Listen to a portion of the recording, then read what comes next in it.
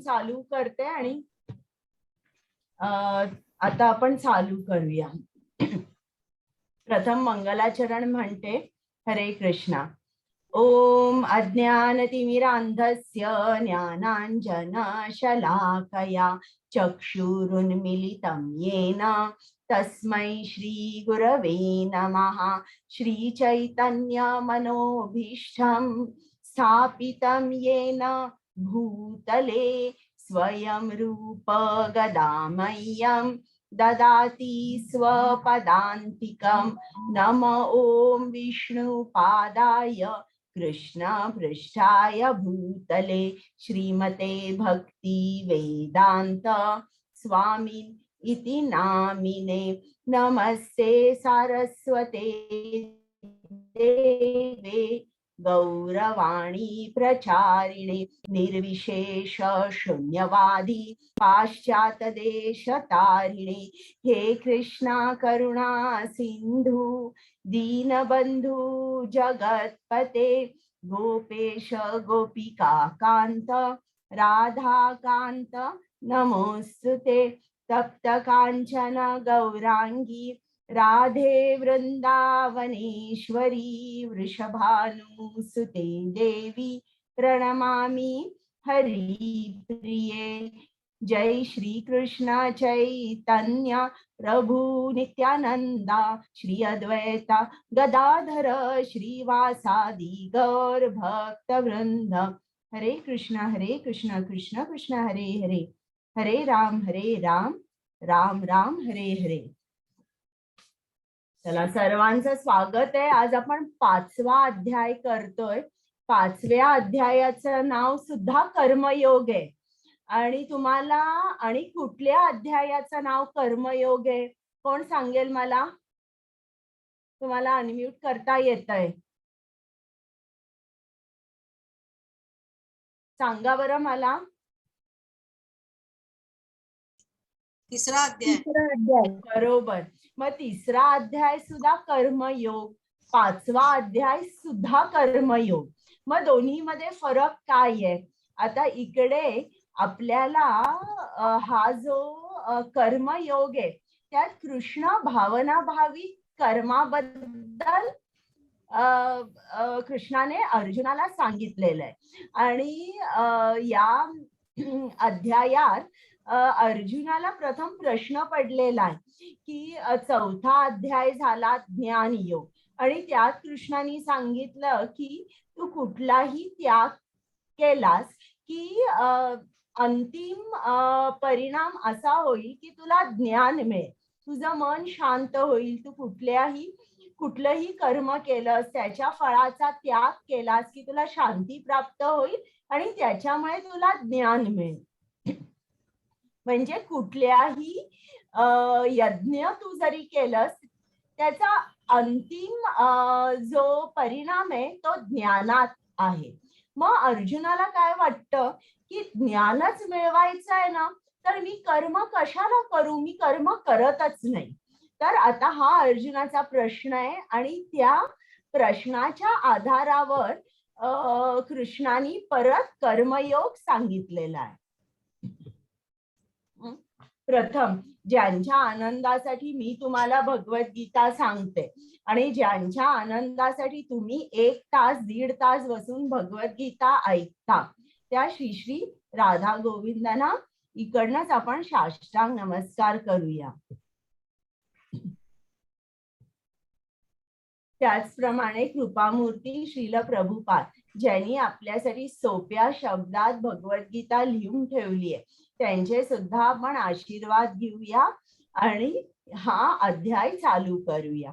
त्याचप्रमाणे नामानिष्ठ प्रभूजी ज्यांनी हा उपक्रम चालू केला, प्रेमा माताजी ज्यांनी मला प्रेरणा दिली की तू शिकव, आणि माझे को होस्ट, माझे ऍडमिन, मग इकडे माझी मैत्रीण आहे पूर्वा देशपांडे, या सर्वांचा मोठा सहभाग आहे म्हणून आज मी घेऊ शकते. त्या सर्वांना मनापासून प्रणाम आणि धन्यवाद. तर आपण काल अध्याय बघितला कृष्णाने भगवद्गीतेचा थोडा इतिहास सांगितला. त्यांनी सांगितलंय की त्यांनी 4 परंपरा स्थापन केल्या आणि त्या 4 परंपरेतच आपल्याला यथार्थ ज्ञान मिळू शकेल. मग यथार्थ ज्ञान मिळाल्यावर त्याचा परिणाम काय होतो की आपण त्याचं आचरण करू शकतो. कुठेतरी हे जे यथार्थ ज्ञान आहे ना, आपल्या हृदयावर, आपल्या मनावर त्याचा खूप परिणाम होतो आणि आपण कृष्ण प्राप्ती च्या दिशेने चालू लागतो. मग त्याच्यानंतर कृष्णाने वर्णाश्रम स्थापन केला, त्याबद्दल आपण बघितलं.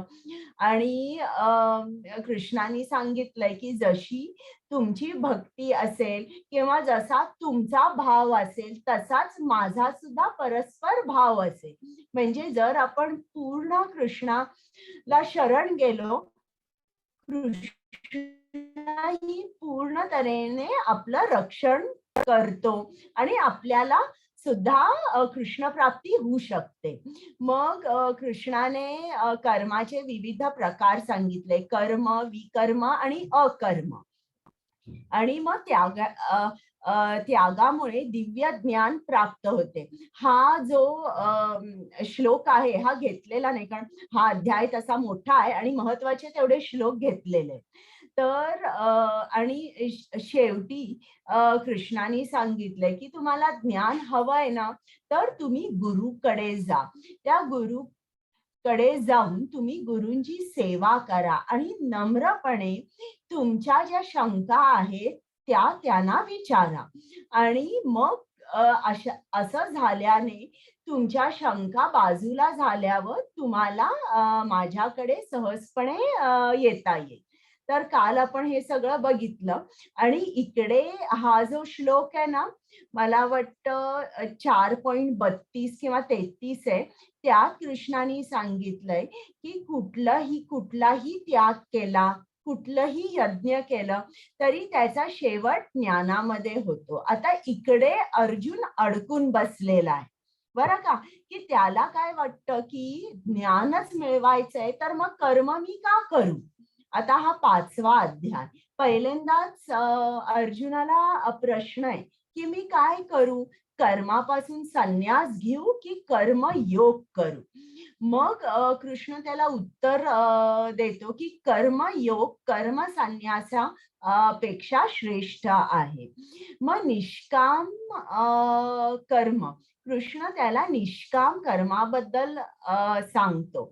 आणि मग कृष्ण सांगतो की सर्वोच्चवर लक्ष केंद्रित कर आणि मग तुला मुक्ती प्राप्त होईल. हरे कृष्ण. कुमुद माताजी. हरे कृष्णा. अर्जुन उवाच संन्यासं कर्मणां कृष्ण पुनर्योगं च शंससि यच्छ्रेय एतयोरेकं तन्मे ब्रूहि सुनिश्चितम्. हरे कृष्णा. हरे कृष्ण माताजी. अर्जुन म्हणाला, हे कृष्ण, सर्वप्रथम तुम्ही मला कर्माचा त्याग करण्यास सांगता आणि पुन्हा तुम्ही भक्तिपूर्वक कर्माची प्रशंसा करता. आता तुम्ही कृपया मला निश्चितपणे सांगाल की या दोघांपैकी कोणता अधिक फायदेशीर आहे. हरे कृष्ण. आता कृष्ण अर्जुनाला सांगतोय की ज्ञान योग श्रेष्ठ आहे. असं एकंदरीत अर्जुनाला वाटतंय. आतापर्यंत कृष्ण बोलला तर ज्ञान योग श्रेष्ठ आहे म्हणून मग त्याचा गोंधळ उडालेला आहे आणि तो म्हणतो की निश्चित तुम्ही मला काहीतरी सांगा. आणि दुसऱ्या अध्यायात कृष्णाने सांगितलंय की भक्तीमध्ये तू कुठलंही कर्म केलं तरी तुला पाप लागणार नाही आणि भक्तिपूर्वक कर्माची कृष्णाने स्तुती केली आहे. म्हणून अर्जुन आता परत गोंधळात पडलेला आहे की निश्चित मी काय करू. आता बघा, अर्जुनाला करुणा होती की हे सगळे माझे स्वजन आहेत म्हणून कृष्णाने त्याला ज्ञान दिलं. अध्याय दुसरा 11वा ते 30वा श्लोक. मग कृष्णाने अर्जुनाला सांगितलं की तुला जे काय वाटतंय की आनंद नाही, असं नाहीये. तू जरी युद्ध जिंकलास किंवा हारलास, दोन्ही ती आनंद आहे. आणि त्याला कर्मकांडाबद्दल सांगितलं दुसऱ्या अध्यायात या श्लोकांमध्ये. मग अर्जुन म्हणाला की हे युद्ध करणं आणि माझ्या गुरुना मारणं, माझे आजोबा स्वजन, हे पाप आहे. तेव्हा कृष्णाने त्याला सांगितलं या कर्मात पाप नाहीये, कारण हे तू भक्तिपूर्वक कर्म करत आहेस, माझ्या आदेशाचं पालन करतोय, म्हणून या कर्मामध्ये पाप नाहीये. मग त्याच्या पुढे पारिवारिक परंपरा नष्ट होतील याचं कृष्णाने सांगितलंय, नाही तू आदर्श नेता हो, तू तुझी ड्युटी कर. असं केल्याने समाजामध्ये सगळी माणसं त्यांची त्यांची ड्युटी करतील, त्यांचं कर्म करतील आणि सगळीकडे शांती, आनंद आणि धर्म नांदेल. आता हे सांगितल्यावर हे दुसऱ्या अध्यायात सांगितलं. आता तिसऱ्या अध्यायात कृष्णाने 3.3.17 आणि हा 18वा श्लोक यात त्यांनी सांगितलंय की ज्याला आत्मसाक्षात्कार झाला आहे अशा माणसाला तो कर्तव्याशी बद्ध नसतो, कर्तव्य केलंच पाहिजे असं त्याला नाहीये, किंवा त्याला कर्तव्य न करण्यासाठी कुठलंही कारण नाही.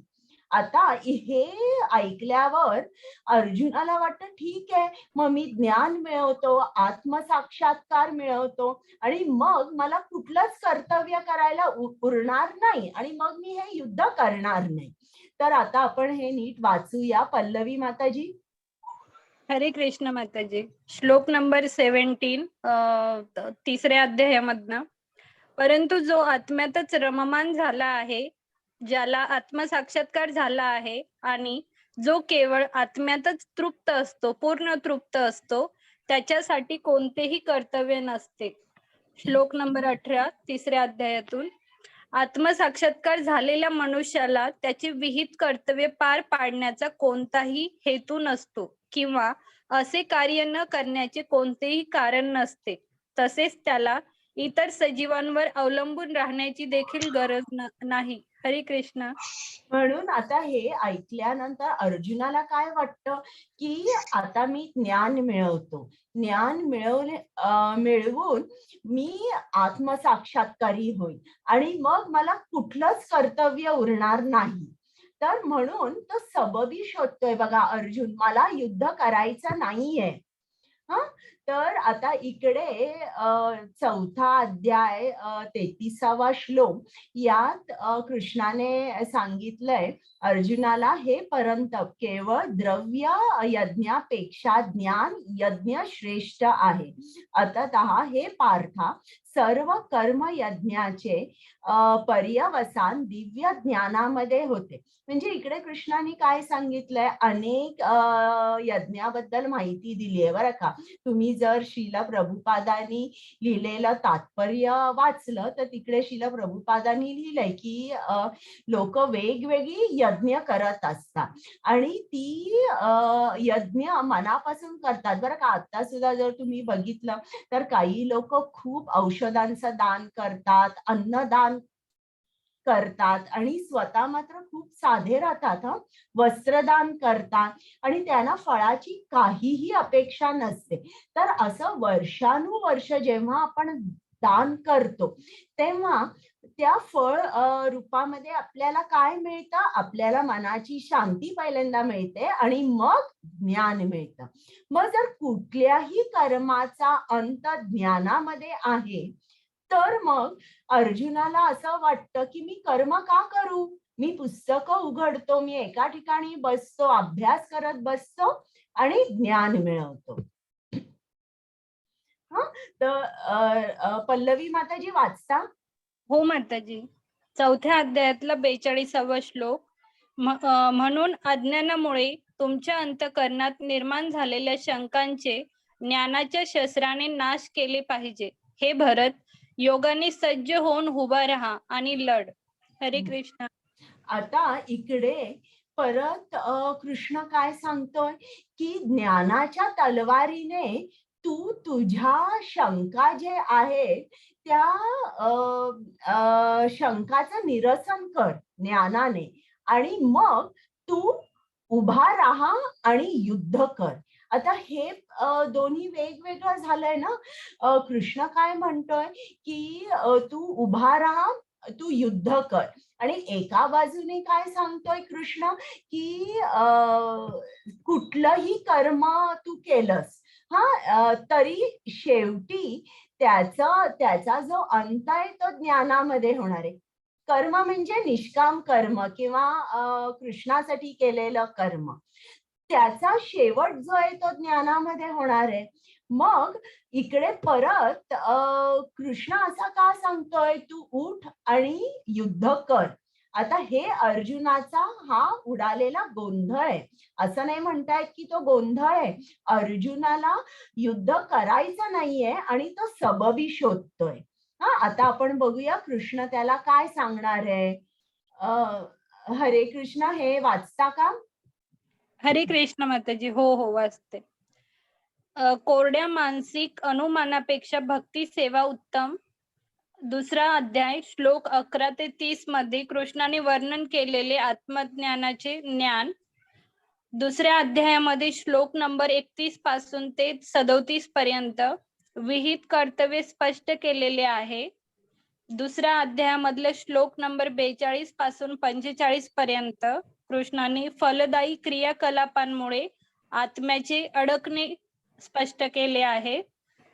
दुसऱ्या अध्यायातला श्लोक नंबर 46 पासून 53 पर्यंत कृष्णाने भक्ती सेवेद्वारे कर्मफळातून मुक्तीची प्रतिक्रिया स्पष्ट केली आहे. तिसऱ्या अध्यायातला श्लोक नंबर 17 आणि 18 मध्ये ज्ञानातील व्यक्तीसाठी कोणतेही कर्तव्य नाही असे स्पष्ट केले आहे. तर अध्याय 4 मधला श्लोक नंबर 33 मध्ये कृष्णाने स्पष्ट केले आहे की सर्व यज्ञांचा शेवट ज्ञान प्राप्तीत होतो. सर्व कर्मज्ञानाचे पर्यवसन दिव्य ज्ञानामध्ये होते. आणि चौथ्या अध्यायाच्या शेवटच्या श्लोकामध्ये कृष्णाने पुन्हा अर्जुनाला उठून युद्ध करण्यास सांगितले आहे. त्यामुळे अर्जुन गोंधळात पडला आहे की संन्यास घ्यायचा की काम करायचं, म्हणजे युद्ध करायचं. हरे कृष्ण माताजी. हरे कृष्णा, खूप छान वाचलं. तर आता हा अर्जुनाचा गोंधळ उडालेला आहे. आता आपण बघूया की कृष्णाने उत्तर काय दिलंय. कुमुद माताजी. हरे कृष्ण. श्री भगवानुवाच संन्यास कर्मयोगश्च निःश्रेयसकरावुभौ तयोस्तु कर्म संन्यासात् कर्मयोगो विशिष्यते. हरे कृष्ण. हरे कृष्ण. परमात्म्याने उत्तर दिले, कर्माचा त्याग आणि भक्ती हे दोन्ही मुक्तीसाठी चांगले आहेत, परंतु या दोघांपैकी भक्ती सेवेतील कार्य कर्मत्यागापेक्षा श्रेष्ठ आहे. हरे कृष्ण. आता अर्जुनाचा प्रश्न आहे, कर्म संन्यास की कर्मयोग. आता कर्म संन्यास म्हणजे काय. कर्माचा त्याग. कुठला कर्माचा त्याग. जे भौतिक इच्छांच्या आधारावर जे कर्म आहे त्याचा त्याग करायचा. म्हणजे दान किंवा जप करायचा, यज्ञ करायचं, अशाचा त्याग करायचा नाही. कुठल्या कर्माचा त्याग करायचा. भौतिक इच्छांच्या आधारावर जे आपण कर्म करतो त्याचा त्याग करायचा. उदाहरणार्थ समजा जर एकाला खूप मोठी नोकरी पाहिजे, खूप त्याला असं वाटतं की माझा बिझनेस खूप चांगला चालावा, तर या भौतिक इच्छा झाल्या. तर अशा ज्या इच्छा आहेत ना, या इच्छांच्या आधारावर जे आपण कर्म करतो त्याचा त्याग केला पाहिजे. आणि या कर्मांचा त्याग जरी आपण केला आणि आपण कर्मयोग केला, म्हणजे कृष्णासाठी आपण कर्म केले, तर दोन्ही रस्त्याने आपल्याला कृष्णाची प्राप्ती होते. पण कृष्णाने सांगितलंय कर्मयोग श्रेष्ठ आहे. आता तुम्ही मला उत्तर द्या, हात वर करा, तुम्हाला अनम्यूट करायला येतंय की आता दोन माणसं आहेत.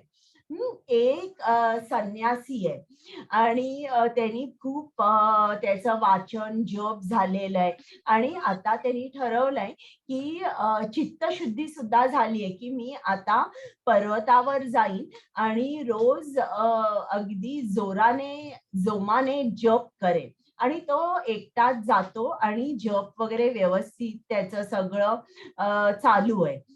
आणि एक आपले श्रीला प्रभुपाद आहेत. श्रीला प्रभुपादांनी काय केलं, त्यांनी सुद्धा कृष्णासाठी कर्म केलं. ते वेगवेगळ्या देशांमध्ये गेले, लोकांना भगवद्गीतेचं ज्ञान सांगितलं, जप का करायचा याचं महत्व सांगितलं, कृष्णाबद्दल माहिती दिली, त्यांच्या ज्या शंका होत्या त्या शंकांचं निरसन केलं आणि ते आपल्यासाठी त्यांनी पुस्तकं लिहिली. एक दोन पुस्तकं नाही लिहिली, केवढी तरी पुस्तकं त्यांनी आपल्यासाठी लिहून ठेवली आहे, शास्त्रांचा अनुवाद केलेला आहे आणि ते सुद्धा दिवसभर कर्म करतात. पण ते जंगलात किंवा पर्वतावर जाऊन राहिले नाही. आता तुम्ही मला सांगा, तो संन्यासी चांगला आहे ज्यांनी पूर्ण संन्यास घेतला आणि एकटाच पर्वतावर आहे, की श्रील प्रभुपाद? कोण सांगेल मला? शील प्रभुपाद. शील प्रभुपाद. बरं, आता मला कारण सांगाल का की तुम्हाला काय वाटतं की शील प्रभुपाद चांगले आहेत किंवा कर्मयोग हा श्रेष्ठ आहे असं आपल्याला इकडे कृष्णाने सांगितलंय. तर तुम्हाला काय वाटतं की शील प्रभुपाद काय करतात ते जास्त चांगलं का आहे? सांगा बरं. ज्योती माताजी अनम्यूट करा. हरे कृष्ण. हा बोला. हा, आवाज येतोय? हो हो. हा, कारण ते स्वतःच दैनंदिन जीवनातल्या सगळ्या गोष्टी करत कर्मयोग शिकवतात एक प्रकारे, असं वाटतंय मला की त्यांचं दैनंदिन जे काय आहे ते लोकांना ज्ञानदान म्हणा किंवा आपण कसं जीवन जगलं पाहिजे या विषयीचं सगळं मार्गदर्शन करत ते संन्यास त्यांचा आहे चालू. हा, संन्यास व्रत बरोबर. चालू आहे. पल्लवी माताजी. माताजी, मला असं वाटतं की जो संन्यासी आहे तो त्याचा जरी अभ्यास खूप असला, त्याने जप वगैरे केला, पण त्याचा फायदा फक्त तो त्याच्या स्वतःसाठी आहे. बरोबर आणि आहे. श्रील प्रभुपादांनी संन्यास न घेता त्यांनी प्रत्येकाला कृष्णाकडे घेऊन जाण्याचा मार्ग दाखवलाय, म्हणून ते कार्य जास्त श्रेष्ठ आहे असं वाटतं मला. बरोबर बरोबर आहे. म्हणजे श्रील प्रभुपादांनी कृष्ण नामाचा प्रसार गावागावात केला, जनमानसात लोकांना समजेल अशा तऱ्हेने त्यांनी कृष्ण भावना लोकांना समजावली.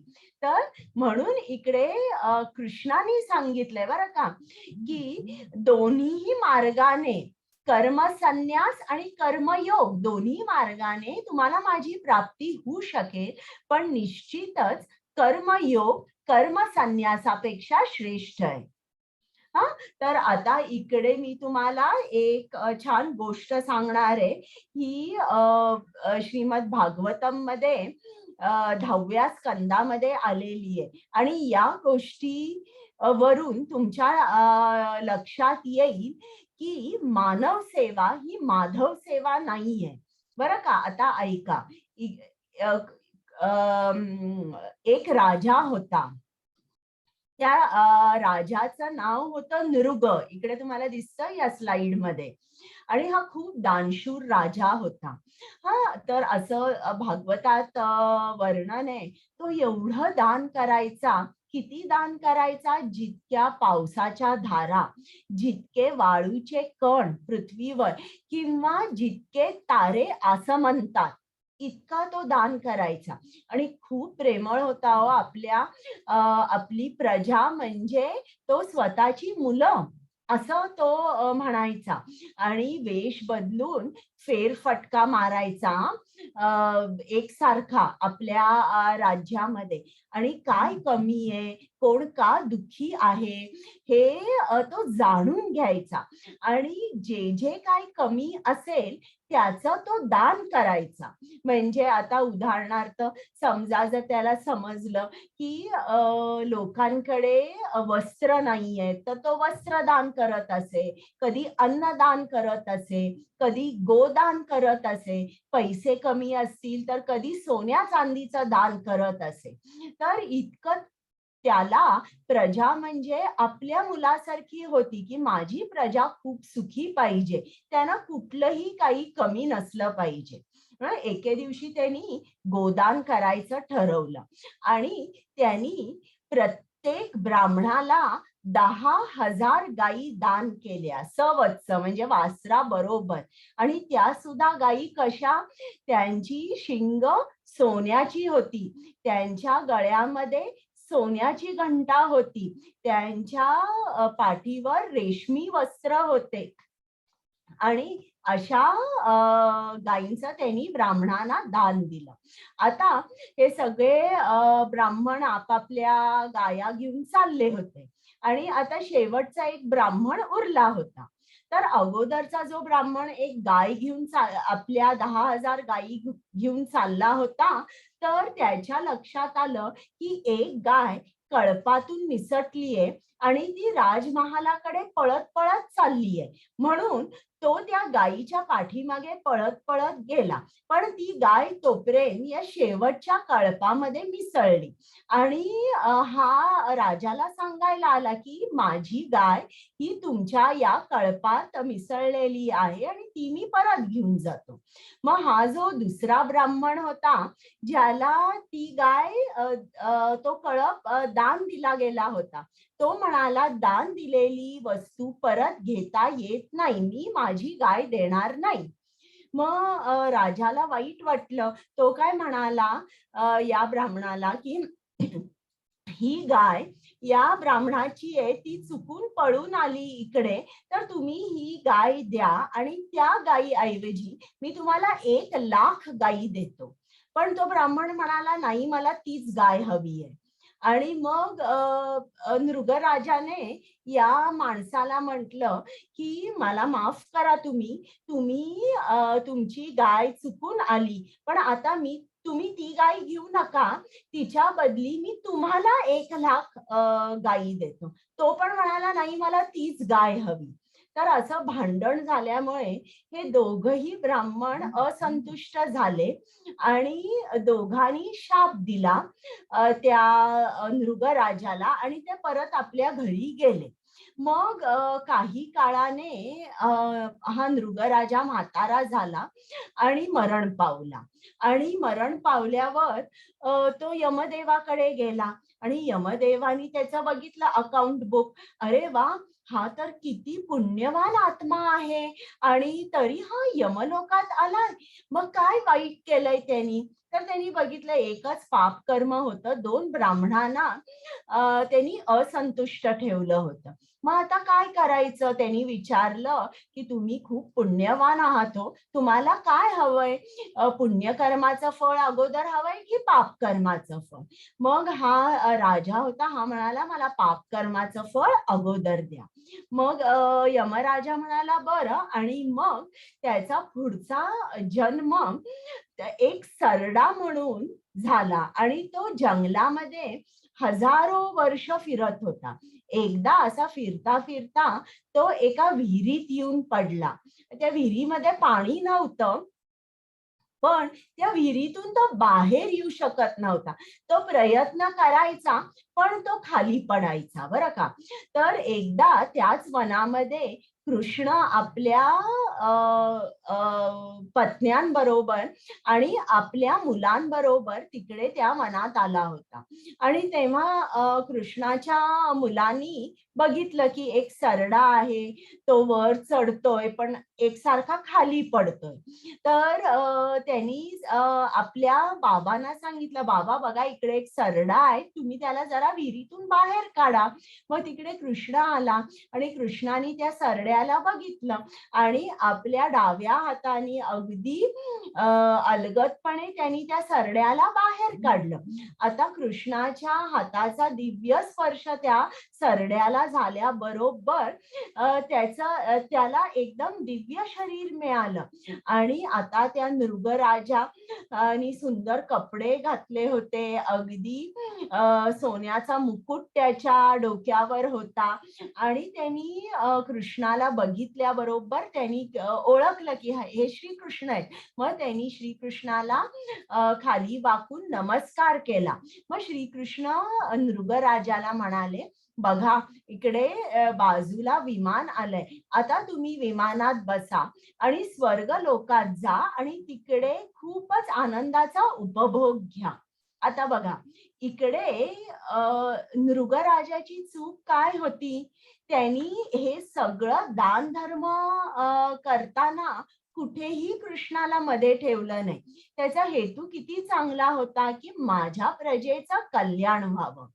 पण असं त्यांनी खूप चांगलं काम केलं, पण कृष्णाला मधोमध ठेवलं नाही. म्हणून कृष्णाने त्याला सांगितलं नाही, अरे वा तू किती चांगलं कर्म केलंयस, पुण्य कर्म केलंयस, आता तू माझ्या धामात ये, आता तू वैकुंठात ये, गोलोक वृंदावनात ये. नाही, कृष्णाने सांगितलं तू स्वर्गात जा. आणि स्वर्गात गेल्यानंतर त्यांनी इतके वर्ष हे दान धर्म केला होता की त्यांनी त्याची चित्तशुद्धी झाली आणि कृष्णाचं दर्शन सुद्धा झालं आणि मग त्याला ज्ञान प्राप्ती झाली आणि त्याच्यानंतर नृगराजा कृष्णाकडे गेला. म्हणजे आपल्याला समजतं की जेव्हा आपण मानव सेवा करतो तेव्हा जर कृष्णाला मध्ये ठेवलं नाही तर त्याचं फळ चांगलं मिळतं, आपल्याला उच्च ग्रह मिळतात, पण त्याने कृष्ण प्राप्ती होत नाही. म्हणून इस्कॉन मध्ये केव्हाही जेव्हा अन्नदान करतात तेव्हा पहिल्यांदा तो जो भोग असतो तो कृष्णाला अर्पण करतात आणि मग प्रसाद म्हणून इतरांना वाटतात. काहीही करायचं असेल, वस्त्रदान करायचं असेल, पुस्तकांचं दान करायचंय, औषधांचं दान करायचंय, कुठलंही दान करायच्या अगोदर ते कृष्णाला अर्पण करतात आणि मग ते दान करतात. आता दानाबद्दल आणखी 17व्या अध्यायात मी तुम्हाला सांगणार आहे. हरे कृष्णा. हरे कृष्णा. माताजी. प्रपंचिकतया बुद्धया हरि संबंधी वस्तुनः मुमुक्षुभिः परित्यागः वैराग्यं फाल्गुकथ्यते. हरे कृष्णा. हरे कृष्णा.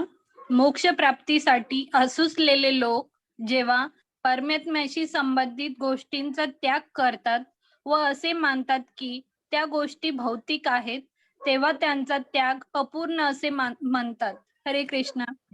आता त्याग जो आहे तो त्याग कसा केला पाहिजे हे आपण जाणून घेतलं पाहिजे. त्याग हे खूप महत्वाचं आहे, आपण सर्वांनी त्याग केला पाहिजे. पण त्याग नेमका कसा करायचा आणि त्याग म्हणजे काय हे जाणून घेतलं पाहिजे.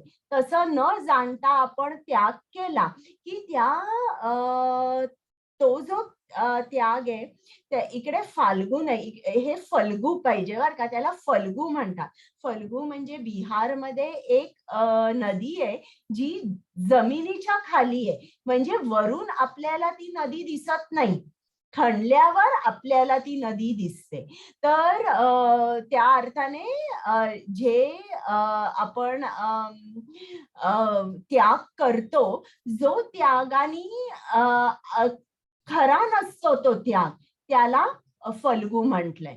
आता एक तुम्हाला उदाहरण देते की एकदा काय झालं, श्रीला प्रभुपाद जर्मनीमध्ये होते आणि एक रिपोर्टर तिकडे आला आणि त्यांचा इंटरव्ह्यू घेतला आणि इंटरव्ह्यू मध्ये त्यांनी श्रीला प्रभुपादांना विचारलं की तुम्ही संन्यासी आहात हे मी कसं मानू? मला नाही वाटत की तुमचा जो त्याग आहे ना तो खरा खरा त्याग आहे, असं मी नाही मानत. मला असं वाटतंय हा सगळा देखावा आहे. मग मी आता काय बघतोय की तुम्ही केवढ्या मोठ्या मंदिरात राहताय, जणू काय एका महालात राहताय. तुम्ही चांदीच्या ताटामध्ये जेवताय, चांदीचे पेले आहेत, चांदीच्या वाट्या आहेत, चांदीच्या चमच्यानी जेवता. तुम्ही नेहमी फिरताना प्लेन मध्ये किंवा मोठ्या मोठ्या मोटार गाडीमधून जाता. तर मी कसं समजू की तुम्ही संन्यासी आहात? मग श्रील प्रभुपादांनी त्याला समजावून सांगितलं की हो, मी गाड्यातून फिरतो, प्लेन मधून जातो, पण मी काय करतो तिकडे जाऊन? मी तिकडे जाऊन प्रवचन करतो, लोकांना कृष्ण नामाचा महत्व सांगतो. आणि त्यांनी आपल्या एका शिष्याला बोलवलं आणि विचारलं की आपल्याकडे किती गाड्या आहेत?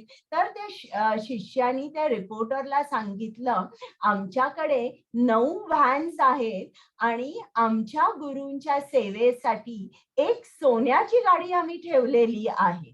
मग श्रील प्रभुपादांनी विचारलं की तुला काय वाटतं, हे सगळं माझं आहे का?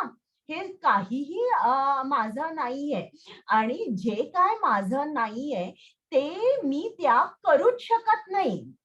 पहिली गोष्ट ती गोष्ट माझी असायला पाहिजे ना, त्याग ते कोणालाही द्यायला ते माझं असलं पाहिजे. हे काहीही माझं नाहीये. मग श्रील प्रभुपादांनी सांगितलं की नारद मुनींनी सांगितलंय की आपण असंही म्हणू शकत नाही की मी माझ्या शरीराचा त्याग करीन.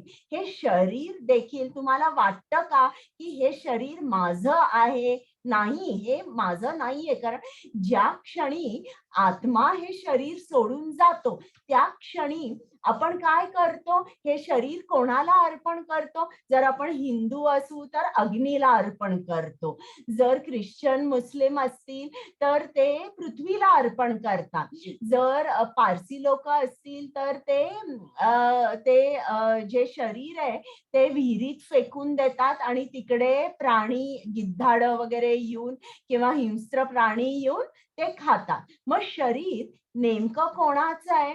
तर इकडे श्रील प्रभुपादांनी सांगितलं, हे शरीर देखील आपलं नाहीये. हे शरीर आपल्याला कृष्णाने एक भेट म्हणून दिलेला आहे. मग आपण काय करू शकतो? हे शरीर आपल्याला कृष्णाने दिलंय तर कृष्ण सेवेसाठी आपण ते वापरू शकतो. इकडे कुठलीही गोष्ट आपण कृष्णाला अर्पण करू शकत नाही, कारण ती आपली नाहीच आहे. तुम्हाला लक्षात येत आहे ना? पण आपण काय करू शकतो? दिलेल्या सर्व गोष्टींचा कृष्ण सेवेसाठी वापर करू शकतो. मग त्यांनी सांगितलं की हे बघा, आता हा माझ्याकडे एक मायक्रोफोन आहे. हा मायक्रोफोन भौतिक आहे, पंचमहाभूतांनी बनलेला आहे. आणि पण मी जेव्हा हा मायक्रोफोन लेक्चर द्यायला, प्रवचन द्यायला वापरतो तेव्हा तो भौतिक राहत नाही, तो आध्यात्मिक राहतो. तर तेव्हा वैराग्य म्हणजे काय, फल्गू वैराग्य म्हणजे काय, हे तुम्हाला नीट समजलं पाहिजे. आता उगीच आपण असं म्हणता कामा नाही की बाबा मी कृष्ण भक्त आहे आणि आता हे सगळी ही जी माया आहे, पैसा म्हणजे माया आहे, मी पैसे मिळवणार नाही, मी हे प्लेन मधून फिरणार नाही, मी गाडी घेणार नाही, असं नाही म्हटलं पाहिजे. ते जाणलं पाहिजे. तुम्ही पैसे मिळवता, तुमच्याकडे गाडी आहे आणि संपत्ती आहे, ती संपत्ती तुम्हाला कृष्णाने दिली आहे, ती कृष्णासाठी तुम्ही वापरा. जेव्हा तुम्ही असं कराल तेव्हा तुमचं जे वैराग्य आहे ते खऱ्या अर्थाने वैराग्य होईल. दिलेल्या सर्व गोष्टी जेव्हा तुम्ही कृष्णासाठी वापरता तेव्हा ते खऱ्या अर्थाने वैराग्य म्हणता येईल. हरे कृष्ण. कुमुद हरे माताजी. कृष्णा. हरे कृष्णा. ज्ञेय स नित्य संन्यासी यो न द्वेष्टि न कांक्षति निर्द्वंद्वो हि महाबाहो सुखम बंधात प्रमुच्यते. हरे कृष्ण. हरे कृष्ण. जो आपल्या कर्माचा द्वेष करत नाही किंवा त्याच्या फळाची इच्छाही करत नाही, तो सदैव संन्यासी समजला जातो. हे पराक्रमी अर्जुना, सर्व द्वंद्वांपासून मुक्त झालेला असा मनुष्य भौतिक बंधनांवर सहज विजय मिळून पूर्णपणे मुक्त होतो. हरे कृष्ण. आता मन म्हणजे काय असतं की दोन गोष्टी बघा, मनातून नेहमी द्वंद्व उत्पन्न होत असतात. मला हे आवडतंय, मला हे आवडत नाही, मला हीच गोष्ट करायची आहे, मला ही गोष्ट करायचीच नाहीये. असं का असं होतं? कारण आपण त्या कर्माबरोबर आसक्त होतो. बरं का? आता जर मी तुम्हाला सांगितलं की तुम्ही हे अमकं कर्म करा, पण ते जे फळ तुम्हाला मिळणार आहे, त्या फळाचा तुमच्याशी काही संबंध नाहीये किंवा ते फळ तुमच्यासाठी नाहीये. जेव्हा तुम्हाला असं पक्क समजतं, तेव्हा हे जे द्वंद्व आहेत ना, ते बंद होतात आणि मग तुम्ही कर्मबंधनातून मुक्त होता. आता बघा, समजा जर एक वेटर आहे आणि तो हॉटेलमध्ये काम करतो आणि आपण असं समजूया की त्या वेटरला इडली आवडत नाही आणि हे तर साऊथ इंडियन एक हॉटेल आहे की जिकडे इडली असते. मग तो जर रोज म्हणत बसला की मला इडली आवडत नाही, इडली करायची नाही, मला इडली आवडत नाही, पण काय त्याच्यात अर्थ आहे का?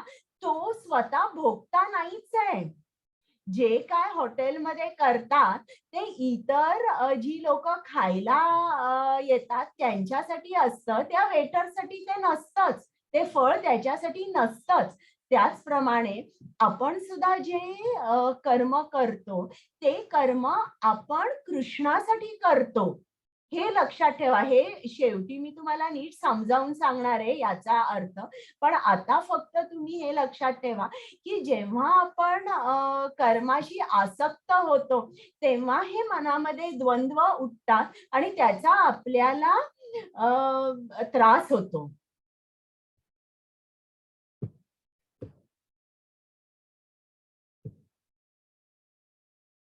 तर आता इकडे एक छान गोष्ट सांगितली आहे.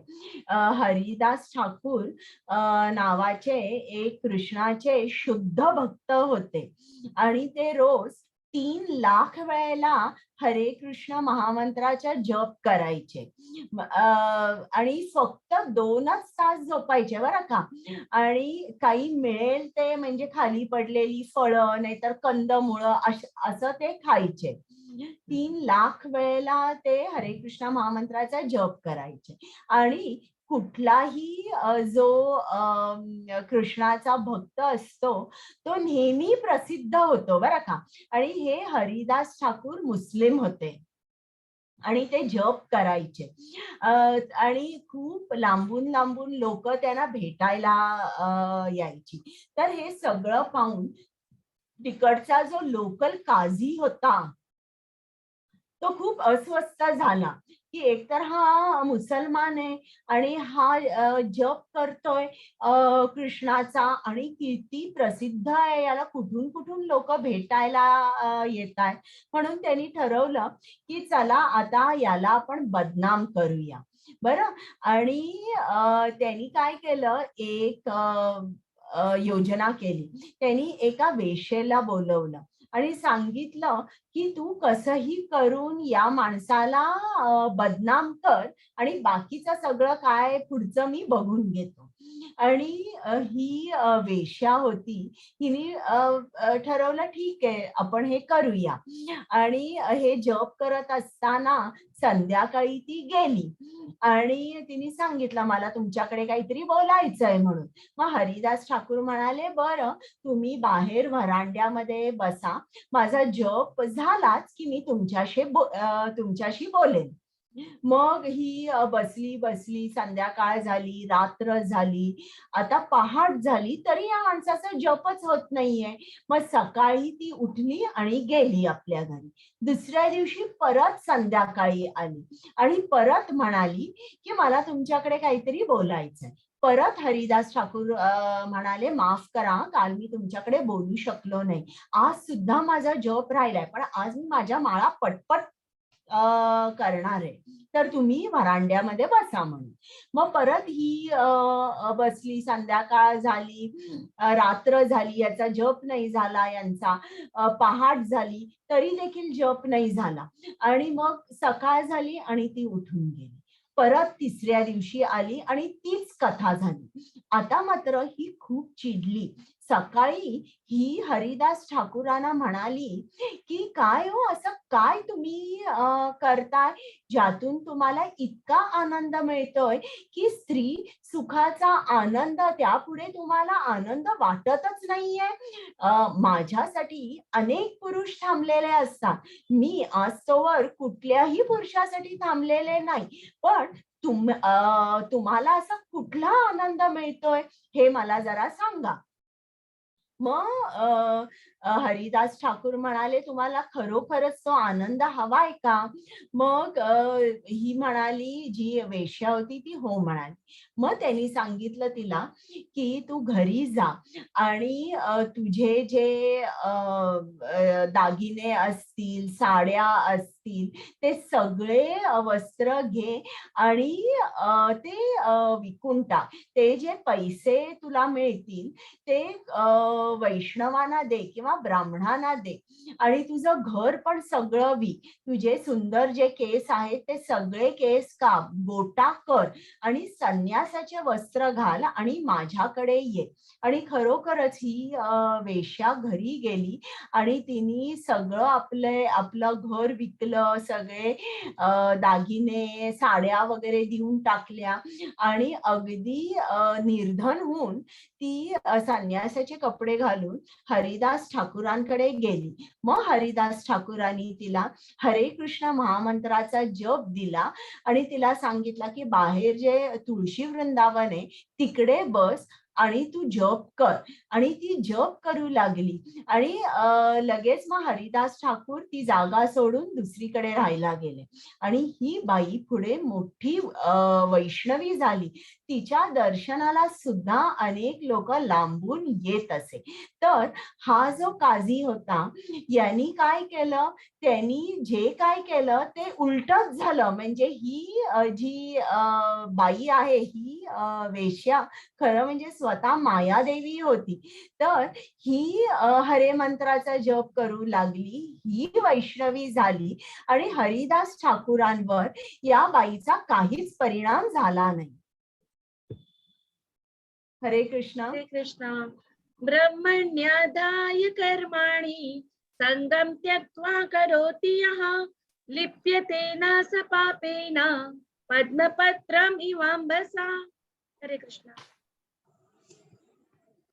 हरे कृष्ण.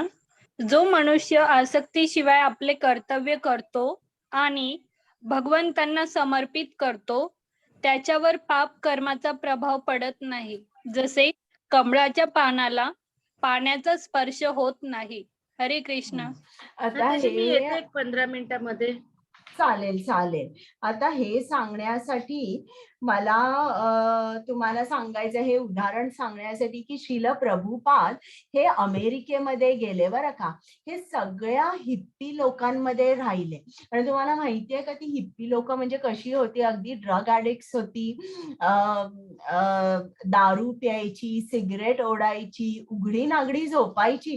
म्हणजे पुस्तकांमध्ये कित्येकदा लिहिलंय की श्रील प्रभुपाद सकाळी जेव्हा जायचे तेव्हा तिकडे उघडी नागडी हे सगळे हिप्पी लोक झोपलेले असायचे रस्त्यावर, तर अशा माणसांमध्ये ते राहिले. बरं, त्यांचं खाणं सुद्धा काय होतं, सगळं तामसी खाणं होतं, सगळं नॉनव्हेज खाणं होतं.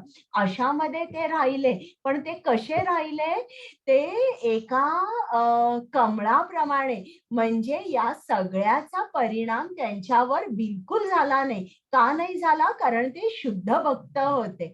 आणि त्यांनी जे केलं, कृष्ण नामाचा प्रसार केला, त्याच्यातून त्यांना काही हवं त्यांना काही नको होतं. त्यांना प्रसिद्धी नको होती, त्यांना पैसा नको होता. एवढे ते संन्यासी झाले, 108 मंदिरं बांधली, पण त्यांचा बँक अकाउंट नव्हता. बँक अकाउंट काहीही नव्हता त्यांचा. त्यांना जे काय मिळत असे ते लगेच कृष्णाला देत असे. तर असा जेव्हा आपण असं कर्म करतो, तेव्हा इतर आपल्या बाजूला जरी लोक पाप कर्म करत असतील, तरी त्याचा प्रभाव आपल्यावर होत नाही.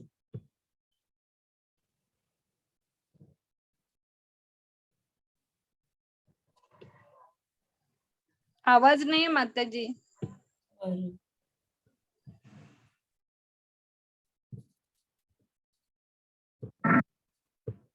येतोय आवाज?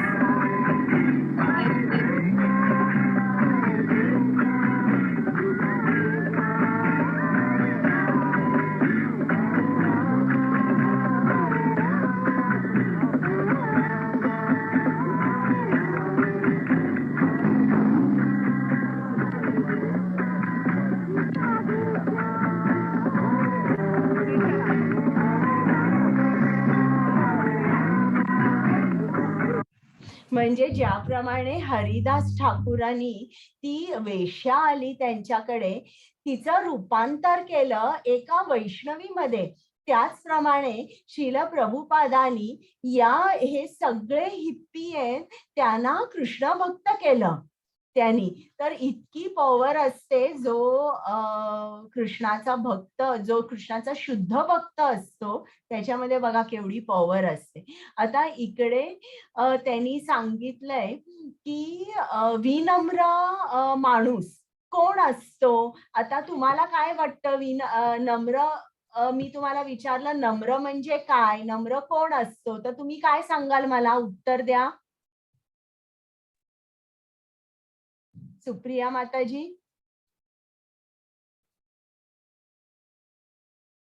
बोला.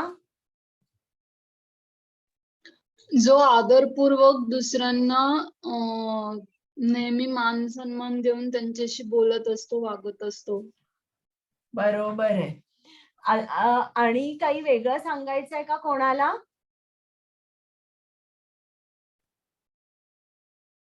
तर आता आपण बघूया भगवद्गीतेत काय म्हटलंय ते. विद्या विनय संपन्ने ब्राह्मणे गविहस्तिनि शुनि चैव श्वपाके च पंडिता समदर्शिनः. हरे कृष्ण. नम्र ऋषी खऱ्या ज्ञानाने विद्वान आणि सौम्य ब्राह्मण, एक गाय, एक हत्ती, एक कुत्रा आणि चांडाळ यांना सारख्या दृष्टीने पाहतो. हरे कृष्ण. म्हणजे इकडे सांगितलंय नम्र कोण असतो, की जो सर्वांमध्ये परमात्मा बघतो, सर्वांच्या हृदयात कृष्ण आहे हे तो जाणतो आणि भेदभाव करत नाही, अशाना नम्र म्हटलेलं आहे बरं का. तर इकडे तुम्हाला या स्लाइड मध्ये दिसत आहेत ना की अनेक प्राणी आहेत, आणि या सर्वांमध्ये हा जो ऋषी आहे किंवा हा जो माणूस आहे, त्याला सर्वांमध्ये परमात्मा दिसतो. तो भेदभाव करत नाही. एक चांडाळ जरी असेल, एक कुत्रा असेल, तरी तो सर्वांना समान दृष्टीने पाहतो. हरे कृष्ण. हा, मी वाचते. ये हि संस्पर्शजा भोगा दुःख योनय एव ते आद्यन्तवन्त कौन्तेय न तेषु रमते बुधः. हरे कृष्ण. एक बुद्धिमान व्यक्ती दुःखांच्या स्रोतांमध्ये भाग घेत नाही, जे भौतिक इंद्रियांच्या संपर्कामुळे होते. हे कुंतीपुत्र, अशा सुखांना आरंभ आणि अंत असतो आणि त्यामुळे ज्ञानी मनुष्य त्यात आनंद मानत नाही. हरे कृष्ण. आता आपल्याला आनंद आपण जो घेतो तो आपल्या इंद्रियातून घेतो, हे लक्षात ठेवा. आपल्याला तो एकच आनंद माहिती असतो. मग आता बघा, लहान मुलं, त्यांना आपण म्हटलं चला आपण आईस्क्रीम खायला जाऊया, की त्यांना तो खूप आनंद होतो. किंवा आपण सुद्धा मोठी माणसं, चला आज आपण रेस्टॉरंटमध्ये जाऊया किंवा एखाद्या ऑर्केस्ट्राला जाऊया, तर आपण आपल्या इंद्रियांच्या मार्फत नेहमी आनंद घेत असतो. पण जो बुद्धिमान असतो किंवा जो साक्षात्कारी माणूस असतो, तो आनंद या इंद्रियांच्या विषयातून बिलकुल घेत नाही. तो आनंद कसा घेतो? तो कृष्णाशी नेहमी कनेक्टेड असल्यामुळे तो आत्म्यातून आनंद घेत असतो, बरं का. तर आता इकडे हे त्यांनी जी उदाहरणं सांगितलंय, हे श्रीमद भागवतम मध्ये सांगितलेलं आहे की आता बघा, इकडे त्यांनी असं दाखवलेलं आहे की एक ते चतुर्पक्षी असतं ना, काय म्हणतात त्याला इंग्लिशमध्ये, ड्रॅगॉन फ्लाईज म्हणतात. तर हे जे काय म्हणतात, चतुर्पक्षीच म्हणतात, मला पटकन नाव लक्षात येत नाहीये मराठी. तर जेव्हा बघा ऑक्टोबर नोव्हेंबर मध्ये कधीतरी आपण जर बाल्कनीमध्ये दिवा लावला रात्री, तर हे जे सगळे किडे असतात ना, हे येतात. का येतात? कारण त्यांचा जो दृष्टीचा जे इंद्रिय असतं ना, सेन्स ऑफ विजन, हे खूप बलवान असतं आणि म्हणून ते प्रकाशाकडे आकर्षित होतात. ते जातात त्या बल्बवर, ते काही वेळ राहतात आणि सकाळी बघितलं ना तुम्ही, तर बाल्कनीमध्ये एक ढीग पडलेला असतो या चतुर्पक्षीचा आणि ते एवढे आकर्षित होतात प्रकाशाकडे आणि प्रकाशच जणू काही त्यांचा मृत्यू बनतो. आता इकडे दुसऱ्या स्लाइड मध्ये एक हरण दाखवलंय. तर हरणाला जर पकडायचा असेल तर शिकारी काय करतो? चांगलं गाणं लावतो, बासुरी वाजवतो आणि चांगल्या गाण्याकडे हे हरण जे आहे हे आकर्षित होतं आणि तिकडे त्यांनी जाळं पसरून ठेवलेलं असतं शिकाऱ्यांनी आणि अशा तऱ्हेने हे हरण आपल्या कानांमुळे, ते आपल्या ऐकण्याच्या इंद्रियांमुळे ते पकडलं जातं. आता एक इकडे भुंगा दाखवलाय, बरं का. तर हा जो भुंगा आहे, हा लाकडातून आरपार जाऊ शकतो, पण त्याचं जे वास घेण्याचं जे त्याचं इंद्रिय आहे किंवा सेन्स ऑफ स्मेल जो या भुंग्याचा आहे, तो खूप बलवान आहे. तो सुगंधाने खूप आकर्षित होतो.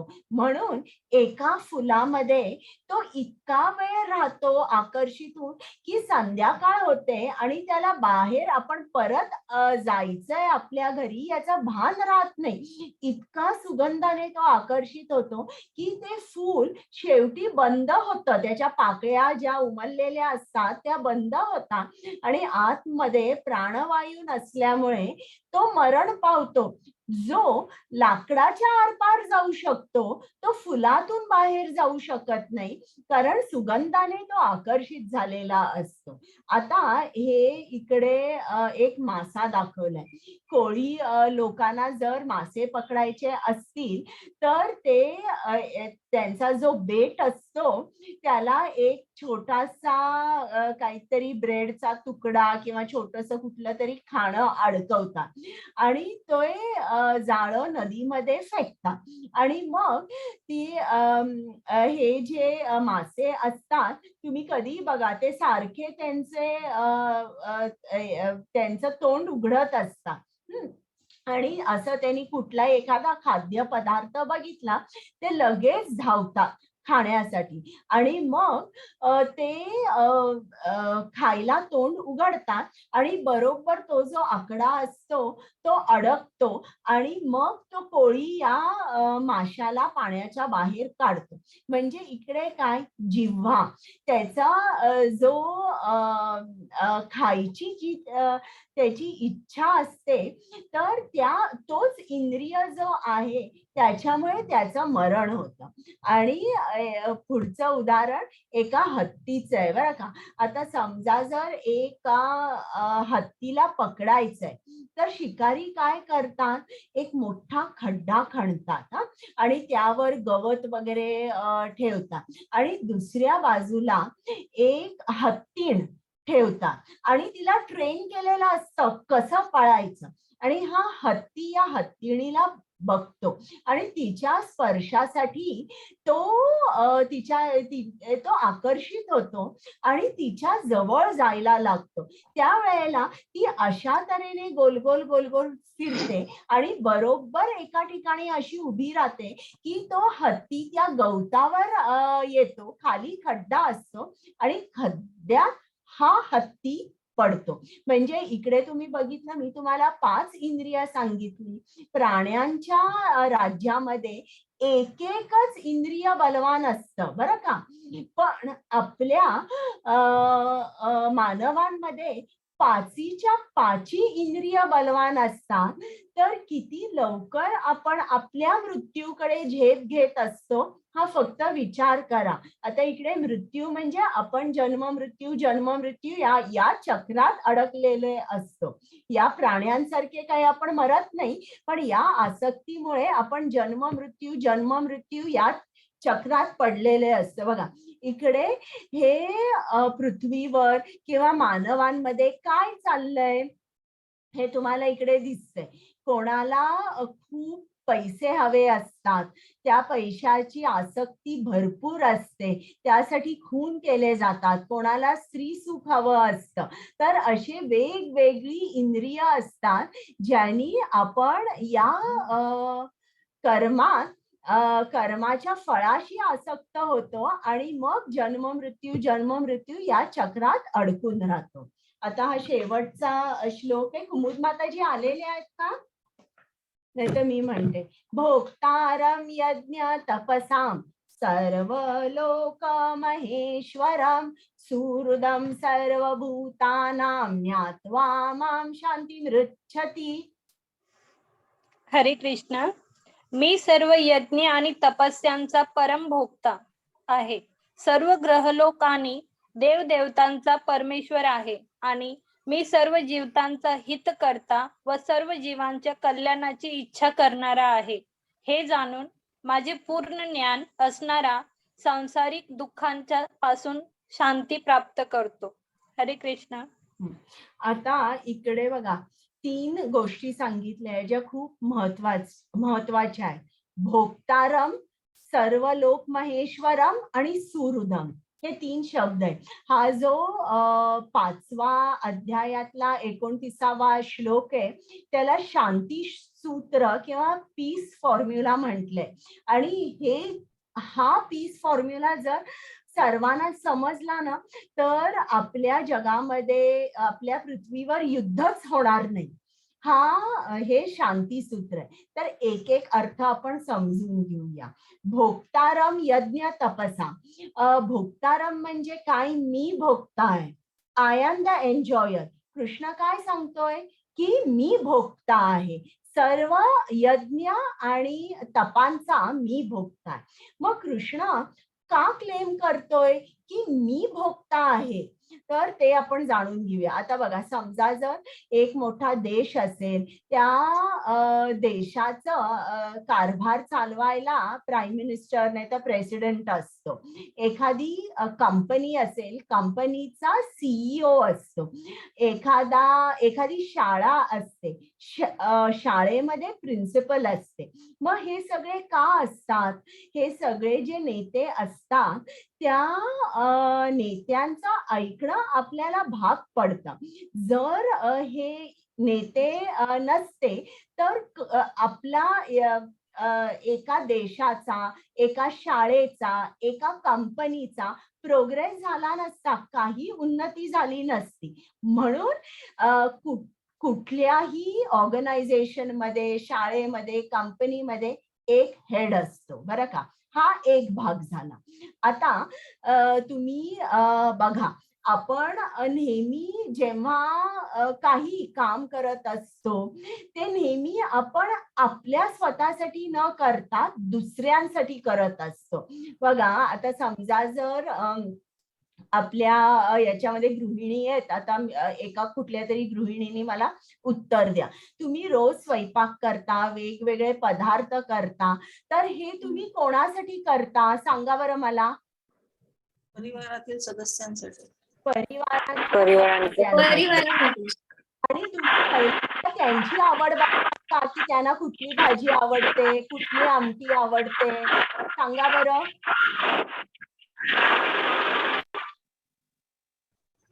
कोण सांगणार आहे?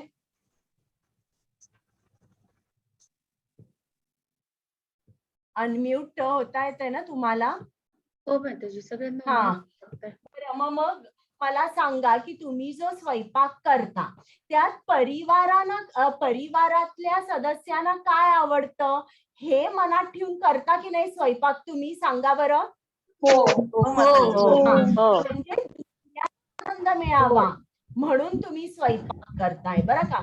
आता हा प्रश्न आता इतर कोणी प्रभूजी असतील ना त्यांनी उत्तर द्या. तुम्ही सकाळपासून नोकरी करता, पैसे मिळवता, मग हे पैसे तुम्ही कोणासाठी मिळवता सांगा बरं मला. रवींद्र प्रभूजी. परिवारातील सदस्यासाठी. हा, म्हणजे कुठल्याही प्रभूजींना विचारलं की तुम्ही किती काम करता, सकाळपासून रात्रपर्यंत तुम्ही काम करता, मग त्याच्या पाठचा हेतू काय आहे ते तुम्हाला सांगतील की माझी बायको, माझी मुलं ही सुखात राहावी, आनंदात राहावी म्हणून मी इतके कष्ट करतो. तर हा जो कॉन्सेप्ट आहे ना आपल्यामध्ये, दुसऱ्यांसाठी करायचा, दुसऱ्यांना आनंद द्यायचा, हा ऑलरेडी आपल्यामध्ये आहे. पण तो चुकीच्या दिशेने आपण तो चुकीच्या दिशेला अप्लाय करतोय, बरं का. तुम्ही आता मी लहान मुलांचा क्लास घेत होते गेल्या वर्षी, तर लहान मुलांना मी विचारलं बरं का की तुम्ही अभ्यास करता का रोज. मग ते हो म्हणाले. मग तुम्ही अभ्यास का करता. मग त्यांनी सांगितलं आम्ही अभ्यास चांगला केला की आई बाबांना आनंद होतो म्हणून आम्ही अभ्यास करतो. पण एक मुलगी होती, ती म्हणाली नाही, मला अभ्यास करायला आवडतो म्हणून मी अभ्यास करते. मग मी तिला विचारलं मग तू मोठी झाल्यावर तुला काय व्हायचंय. मग ती म्हणाली मला ऍस्ट्रोनॉट व्हायचंय किंवा पायलट व्हायचंय. मग पायलट झाल्यावर तू काय करणार. मग ती म्हणाली मी माझ्या आई बाबांना एरोप्लेन मधून घेऊन जाणार, मग त्यांना माझा खूप अभिमान वाटेल.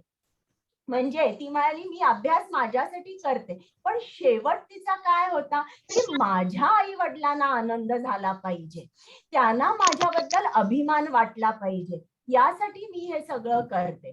तर त्याचप्रमाणे कृष्ण आपल्याला ते सांगतोय की कुठेतरी तुमचं चुकतंय, तुम्ही माझ्यासाठी करा, इतरांसाठी करू नका. इतरांसाठी जेव्हा, इतरांच्या आनंदासाठी जेव्हा आपण करतो तेव्हा बघा काय होतं. आता समजा जर एक गृहिणी असेल आणि ती खूप छान स्वयंपाक करते. आता थोड्या दिवसांनी नवरा मुलं म्हणतात हो तू करतेस चांगलं, पण आता तेच जेवण खायचा कंटाळा आला, यात काही व्हरायटीच नाहीये. बरं, आता समजा जर एक माणूस, एक प्रभूजी नोकरी करतात आणि बायकोला विचारलं की हे खूप काम करतायत ना, तर ती तुम्हाला सांगेल हो ते खूप काम करतायत, पण अजूनही कितीही पैसे मिळवले तरी कमी पडतात. किंवा ते पैसे खूप मिळवतात पण रात्री 10:30-11 शिवाय येतच नाहीये, काय या आयुष्याला अर्थच नाहीये. म्हणजे कुठे ना कुठेतरी काहीतरी दोष जे असतात ना ते दिसतात आणि त्यांनी जी बाई स्वयंपाक करते, जो माणूस नोकरी करतोय, तुमच्या लक्षात येईल की ते सुद्धा असंतुष्ट असतात. आता इतकंच काय, गांधीजींनी केवढी मोठी समाजसेवा केली, केवढं केलं त्यांनी देशासाठी, पण तरीही काही जणांना ते पटलं नाही आणि शेवटी त्यांचा खून झाला. हा, तर हे असं होतं की जेव्हा आपण इतरांना आनंद देण्यासाठी काहीतरी करतो, त्याच्यामध्ये कधीच संतोष मिळत नाही. पण हेच जर आपण कृष्णाच्या आनंदासाठी केलं तर मात्र घरातला प्रत्येक सदस्य जो असतो तो आनंदित राहतो आणि त्याला संतोष मिळतो. म्हणजे एका गृहिणीने स्वयंपाक केला आणि तो पहिल्यांदा कृष्णाला अर्पण केला आणि मग परिवाराला दिला, याच्यामध्ये प्रत्येक परिवारातला सदस्य आहे ना, तो संतुष्ट राहील. भलं त्याला एखादा पदार्थ जरी आवडला नसेल तरी असं होईल, तो म्हणायला लागेल की अगोदर मला हा पदार्थ तर आवडत नव्हता पण आता मी आवडीने खातोय, असं तुम्हाला लक्षात येईल. किंवा एखादे प्रभूजी आपल्याला जो काय पगार मिळतो त्यातला थोडासा पहिल्यांदा कृष्णाला दिला आणि मग परिवारासाठी वापरला, त्यांच्या असं लक्षात येईल की पगार देऊन सुद्धा कृष्णाला मला काही कमी पडत नाहीये आणि भरपूर आनंद आहे. तर असं लक्षात येतं की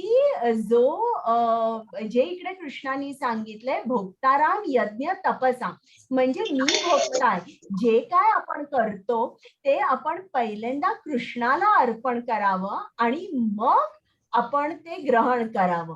आता भोक्तारम म्हणजे याचा अर्थ असा आहे का की कृष्ण स्वार्थी आहे, त्याला सगळं पाहिजे, आपण कष्ट करायचे आणि कृष्ण एन्जॉय करणार, नाही, असं नाहीये. त्याच्यामध्ये शोषण भाव नाहीये. तुम्ही बघा, प्रभू रामचंद्रांनी युद्ध केलं रावणाबरोबर, ते जिंकले, ते स्वतः सिंहासनावर बसले का? त्यांनी स्वतः लंकेचं राज्य स्वतःसाठी घेतलं का? नाही, त्यांनी विभीषणाला सिंहासनावर बसवलं आणि ते अयोध्येमध्ये परत आले. त्याचप्रमाणे नरसिंह जेव्हा त्यांनी हिरण्यकश्यपूचा वध केला तेव्हा त्यांनी ते हिरण्यकश्यपूचं सगळं राज्य घेतलं का? नाही, त्यांनी प्रल्हादला सिंहासनावर बसवलं आणि ते तिकडनं रवाना झाले. तर एक लक्षात ठेवा की जेव्हा केव्हा आपण कृष्णाला काहीही देतो, कृष्ण ते आपल्याला खूप खूप तऱ्हेने, वेगवेगळ्या तऱ्हेने, आणि मला मराठीत शब्द येत नाही, मॅनिफोल्ड, तो आपल्याला ते सगळं परत करतो. आपण एवढंच जरी काही कृष्णाला दिलं तरी तो परत करतो. पण तो का म्हणतो की मी भोगताय? कारण हे सगळं जे आहे ना, हे सगळं जगच हे कृष्णाचं आहे. तर त्याच्या ज्या गोष्टी आहेत त्या त्याला अर्पण केल्या पाहिजेत. आता उदाहरण द्यायचं असेल तर एक मोठी मल्टीनॅशनल कंपनी असेल तर तुम्ही जर बघितलं तर सकाळी ते एम्प्लॉईज जेव्हा कामाला जातात तेव्हा एक सिक्युरिटी चेक असतो. अगदी त्यांची बॅग पण त्या कॅमेराच्या थ्रू जाते, ते सुद्धा हात वर करतात, सगळे बघतात, ते जातात, त्यांचं कार्ड स्वॅप करतात, आतमध्ये जातात, काम करतात. आतमध्ये खूप महागड्या गोष्टी असतात, त्यांचे कम्प्युटर्स असतात आणि प्रत्येकावर कंपनीचं नाव असतं. परत बाहेर जाताना सिक्युरिटी चेक होतो आणि सगळीकडे कॅमेराज पण असतात की कोणी काही छोटीशी चिप वगैरे घेऊन जात नाहीये ना, हे सगळं लक्ष असतं आणि ते बाहेर जातात. तर त्याचप्रमाणे आपला जो हा ब्रह्मांड आहे, हे जे आपलं जग आहे, ही सुद्धा जणू काय एक मल्टीनॅशनल कंपनी आहे ज्याचा सीईओ कृष्ण आहे. आणि आपण काय करतो? आपण चोर आहोत, आपण सगळं घेतोय, आपण आंबे घेतोय, संत्री घेतोय, केळी घेतोय, तांदूळ घेतोय, सगळं आपण घेऊन असे बाहेर पडतोय, पोती पोती भरून बाहेर पडतो आणि एवढंच सुद्धा आपण कृष्णाला अर्पण करत नाही, तर आपण चोर होतो. तर हे कृष्णाला आवडत नाही, म्हणून तो म्हणतोय भोक्ताराम यज्ञ तपसाम, त्याला काय आपलं नकोय, पण जेव्हा आपण कृष्णाला त्यांनी दिलेली गोष्ट अर्पण करतो तेव्हा तीच गोष्ट शुद्ध होते आणि आपल्याला जे काय आपण अन्न खातो, जे काय कर्म करतो त्याच्यापासून आपल्याला मुक्ती मिळते, आपण बांधील होत नाही. कृष्ण इकडे काय सांगतोय की तुम्ही लवकर लवकर या जगाशी आसक्त होऊ नका, माझ्याकडे या, असं इकडे कृष्ण सांगतोय. आता दुसरं जे आहे सर्व लोक महेश्वर आणि भोक्ताराम यज्ञ तपासांचा आणि एक तुम्हाला उदाहरण सांगते बरं का. श्रील प्रभुपादांनी सांगितलं की आता त्यांच्या गुरुनी त्यांना सांगितलं होतं की तू पाश्चात्य देशात जा आणि तिकडे कृष्ण नामाचा प्रसार कर आणि पुस्तकांचा अनुवाद कर. तर त्यांनी अगदी मनापासून आपल्या गुरूंचं ऐकलं आणि त्यांनी संन्यास घेतला. त्यांनी का संन्यास घेतला? कारण कृष्णासाठी त्यांच्या गुरूंचा आदेश आहे त्याचं पालन करण्यासाठी त्यांनी संन्यास घेतला. तेव्हा श्रील प्रभुपादांनी सांगितलं की असा एक काळ होता की त्यांना वाटलं अरे मी संन्यास घेतलाय हे बरोबर केलंय का? आणि ते शेवटी त्यांनी सांगितलं की मी माझा जो परिवार होता, माझा परिवार मी कृष्णाला दिला. माझा परिवार बघा केवढा मोठा त्याग झाला, माझा परिवार मी कृष्णाला दिला, पण कृष्णाने मला काय दिलं? एवढा मोठा परिवार दिला आणि मला त्यांनी लाखो मुलं दिली की हा मुलगा चांगला, तो मुलगा चांगला की तो मुलगा चांगला. इतकी माझ्या शिष्याने माझी सेवा केली की मला लाखो मुलं कृष्णाने दिली. तर हे लक्षात ठेवा, भोक्ताराम यज्ञ तपसा कृष्णाचा शोषण भाव नाहीये, हे लक्षात ठेवा. आपल्या कल्याणासाठीच तो आपल्याला हे सांगतोय. सर्व लोक महेश्वर हे परत मी तुम्हाला 7व्या अध्यायात सांगणार आहे. सर्व लोक म्हणजे जी 14 लोक आहे, जे देव देवता आहे, त्यांचा सुद्धा ईश्वर कृष्ण आहे. सुहृदम सर्वभूताना, सुहृदम सर्वभूताना म्हणजे कृष्ण सर्व भूताना म्हणजे फक्त मानवांचा नाही, किड्या, मुंगी, हत्ती, पक्षी या सर्वांचा तो सुहृद आहे. सुहृद म्हणजे काय? जो आपल्या कल्याणाची इच्छा करतो, जे आपल्या हितामध्ये आहे किंवा आपलं चांगलं व्हावं अशी इच्छा जो करतो त्याला सुहृद म्हणतात. इंग्लिशमध्ये त्याला वेल विशर म्हणतात. जो आपल्या हिताची नेहमी आपलं चांगलं व्हावं, आपल्या हिताची तो काळजी करतो त्याला सुहृद म्हणतात. पण जेव्हा आपल्याला माहिती आहे की कृष्ण भोगताय तेव्हा आपण जमिनीसाठी भांडू का? आपण कधीच भांडणार नाही. हे तुझं, हे माझं, हे आपण म्हणू का? नाही. कारण कोण आहे भोगता? हा कृष्ण आहे. सर्व लोक महेश्वर, सर्व देव देवतांचा सुद्धा ईश्वर तो आहे आणि तो सर्वांचा सुहृद आहे, फक्त मानवाचा नाही. प्राणी, पक्षी सर्वांचा तो सुहृद आहे. तर आज आपण काय केलं? आपण बघितलं कर्म संन्यास की कर्मयोग श्रेष्ठ काय आहे. तर असा अर्जुनाचा प्रश्न होता आणि कृष्णाने उत्तर दिलं कर्मयोग श्रेष्ठ आहे.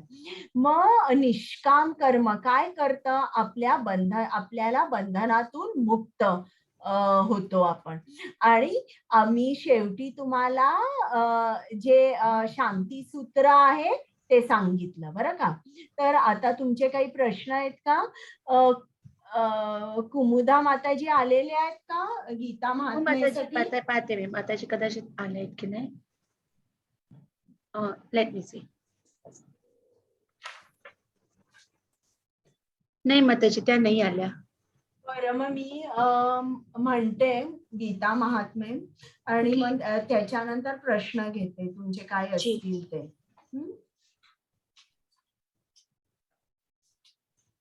अथ श्रीमद्भगवद्गीता महात्म्यं गीताशास्त्रमिदं पुण्यं य पठेत् प्रयता पुमान् विष्णोपदम् अवाप्नोति भयशोकादिवर्जितः गीताधयन अशीलस्य प्राणायाम अपरस्य च नैव सन्ति हि पापानि पूर्वजन्म कृतानि च मलनिर्मोचनं पुंसां जलस्नानं दिने दिने सुकृद्गीताम्बसी स्नानं संसारमलनाशनं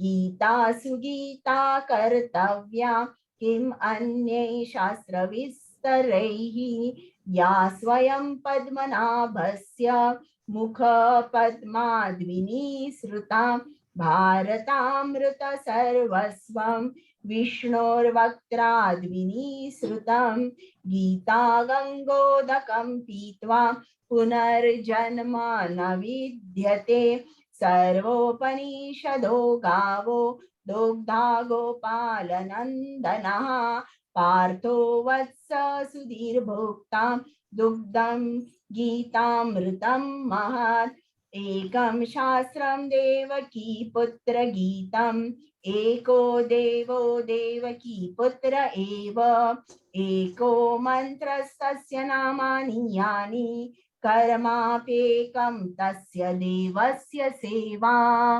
हरे कृष्ण. बरं, आता काही प्रश्न आहेत का तुम्हाला? त्याची रेकॉर्डिंग स्टॉप कराल? येस. ठीक.